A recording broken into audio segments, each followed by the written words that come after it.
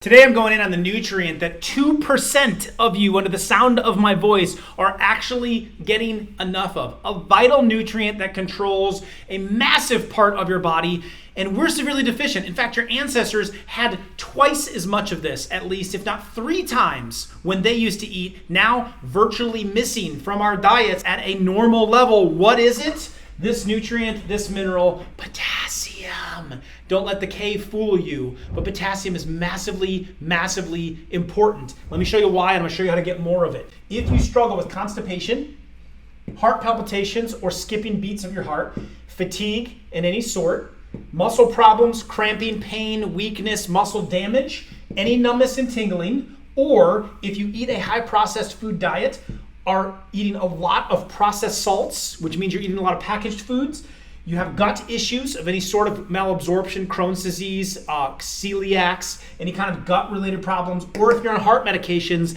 this video is insanely important, but for every single one of us, we are missing this nutrient. There's only 98% of you are coming up short here. Only 2% of us are actually getting it in. Potassium balances the fluid inside of your body.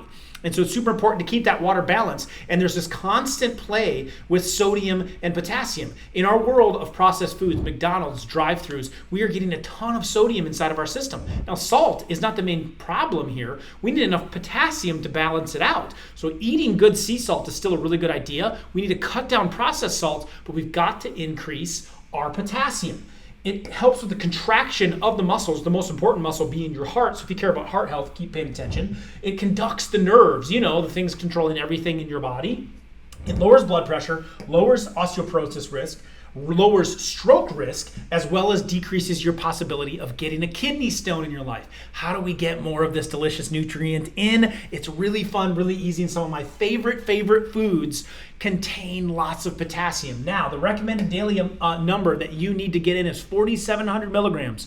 Your ancestors were getting into the upwards of 11 or 12,000. Why? They're eating a bunch of real food. I grew up with a garden. Did you grow up with one? Put a comment below. If you're like, yeah, I had a garden. The garden is full of potassium, all right? There's other good ways to get it in. Now, we are recommended to eat less than 2,300 milligrams of salt. You want that in the form of sea salt. That's still kind of high compared to our ancestors. Ideally, instead of 4,700 milligrams of potassium and 2,300 milligrams of sodium, that's only like a 2-to-1 ratio. Ideally, you want this to be more of a 5-to-1 ratio. 5 parts of potassium going in for every 1 part of sodium. How do we do it? Cukes. I love me some cucumbers. So easy. You can put them in vinegar and soak them in the fridge, and you put a little bit of maybe a natural sweetener in with it, like monk fruit. You can pick off those all the time. We always have a container of those. I eat cucumbers every day of my life.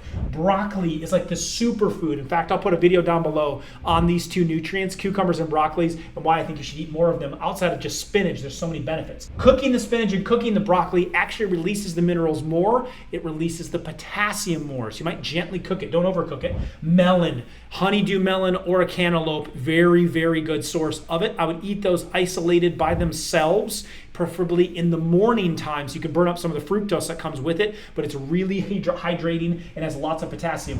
Sweet potatoes. My kids eat the snot out of these things. We put them in our toaster oven and we just chop them up, put them in. We don't even have to season them. They'll have them and enjoy them with some ketchup. If you're still struggling with sugars and fat loss, you may want to cut that one out, but it's a great option. Mushrooms. So good. You can get creative by chopping them up, putting them in the salad, dipping them just straight up in dressing, putting them on different meats that you're eating, whether it's chicken or beef or burgers.